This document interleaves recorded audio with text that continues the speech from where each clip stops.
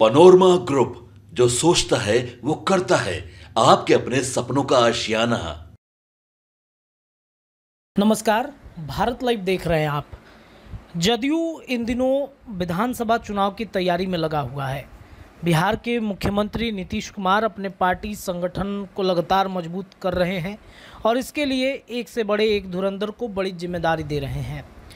आपने देखा होगा कि राज्य स्तरीय कार्यकारिणी की बैठक की गई, जिसमें कई लोगों को शामिल किया गया है, उच्च पद दिए गए हैं। पूर्व सांसद या फिर जो सांसदी का चुनाव हार चुके हैं उनको भी बड़ी जिम्मेदारी दी गई है। इसके अलावा 22 दिन पहले आरजेडी छोड़कर जदयू में शामिल हुए श्याम रजक तक को भी एक बड़ी जिम्मेदारी मिली है। कल ही श्याम रजक को नीतीश के कहने पर जो प्रदेश अध्यक्ष हैं उमेश कुशवाहा, उन्होंने एक बड़ी जिम्मेदारी दी, महासचिव बना दिया गया। दलित वोट बैंक को साधने की कोशिश नीतीश कुमार ने श्याम रजक के माध्यम से की है। इसके अलावा आपको बता दें कि पार्टी के कई दिग्गज नेताओं को एक जिम्मेदारी देकर नीतीश कुमार विधानसभा चुनाव की तैयारी की तरफ बढ़ चुके हैं। इसके अलावा उस लिस्ट में ललन सिंह, संजय झा, चंदेश्वर चंद्रवंशी, पूर्व सांसद, वर्तमान के मंत्री से लेकर के दिग्गज नेताओं को बड़ी जिम्मेदारी दिया है नीतीश कुमार ने। लेकिन नीतीश कुमार के बेहद करीबी कहे जाने वाले मंत्री अशोक चौधरी को उस लिस्ट से गायब कर दिया गया। अब अशोक चौधरी क्या पार्टी से नाराज चल रहे हैं या फिर अशोक चौधरी को धीरे धीरे पार्टी से साइड किया जा रहा है? देखिए, अशोक चौधरी को लेकर के चर्चाएं तब से काफ़ी ज़्यादा बिहार के राजनीति में तेज हो गई हैं, जब से भूमिहारों को लेकर के जो बयानबाजी उन्होंने की। हालांकि भूमिहारों के ऊपर उन्होंने बयानबाजी नहीं की है, उस बयान की चर्चा खूब हो रही थी। और आपने देखा पार्टी के अंदर ही कुछ ऐसे तथाकथित भूमिहारों के नेता जो अपने आप को भूमिहार के बड़े हितैषी मानते हैं, उन्होंने उनके ऊपर टिप्पणी कसनी शुरू कर दी।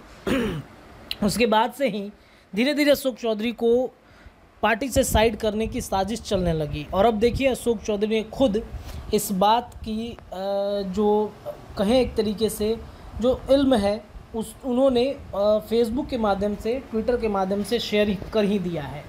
अशोक चौधरी ने लिखा है अपने सोशल मीडिया अकाउंट पर, अगर आप जाएंगे तो लिखते हैं कि बढ़ती उम्र में इन्हें छोड़ दीजिए।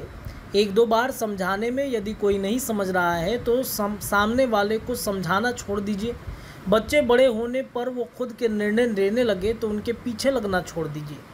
गिने चुने लोगों से अपने विचार मिलते हैं, यदि एक दो से नहीं मिलते तो उन्हें छोड़ दीजिए। एक उम्र के बाद कोई आपको न पूछे या कोई पीठ पीछे आपके बारे में गलत कह रहा है तो दिल पर लेना छोड़ दीजिए। अपने हाथ कुछ नहीं है, ये अनुभव आने पर भविष्य की चिंता छोड़ दीजिए।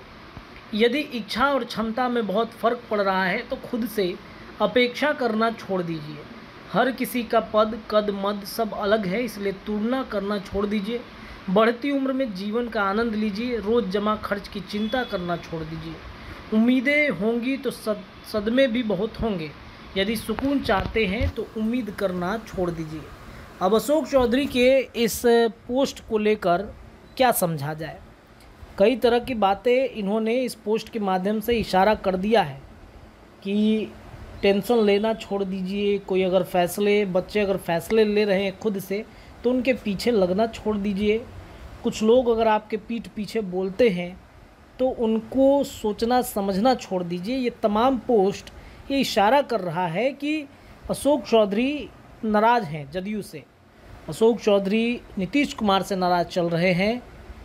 क्या मामला है, इस पर विशेष चर्चा हम करेंगे, लेकिन इतना तो आप समझ लीजिए कि पार्टी के अंदर सब कुछ ठीक ठाक नहीं चल रहा है। पनोरमा ग्रुप, जो सोचता है वो करता है। अगर ये वीडियो पसंद आई और वह बिहार के राजनीति और बिहारियत से सरोकार रखेनी तो सब्सक्राइब बटन दबा के चैनल के सब्सक्राइब कर ली। ओजे एगो घंटी बा, ओकरा बटन दबा देला से कुल सटीक और मारक खबर रुआ मुफ्त में मिल जाई।